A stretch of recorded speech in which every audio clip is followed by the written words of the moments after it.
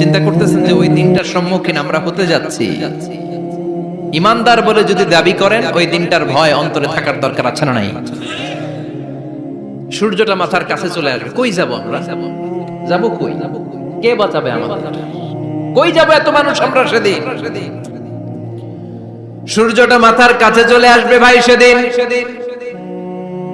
সূর্যের প্রচন্ড তাপে মাথার মগজগুলো ভাতের মাড়ের মতো গলে গলে নাকের ছিদ্র আর কানের ছিদ্র দিয়ে বেয়ে বেয়ে পড়বে। জিহ্বাটা তৃষ্ণায় বেরোতে বেরোতে নাভি পর্যন্ত এসে ঝুলে থাকবে কুকুরের মতো, ক্লান্ত, শ্রান্ত, ঘর্মাক্ত, পেরেশান, বাঁচানোর কেউ নাই। মায়েশা জিজ্ঞেস করলেন, ইয়া রাসূলুল্লাহ, don't they feel any shy? Nobody belong any garment in their body, no dress in their body. তাদের দেহে কোনো ড্রেস নাই, পোশাক নাই। নবী রে, এতগুলো মানুষ উলঙ্গ, লজ্জা লাগবে না? বিশ্বনবী বললেন, আয়েশা তুমি লজ্জার চিন্তা করো, সেদিন বাবা ছেলেরে দেখে দৌড়ে পালাবে, মা তার মেয়েকে দেখে দৌড়ে পালাবে।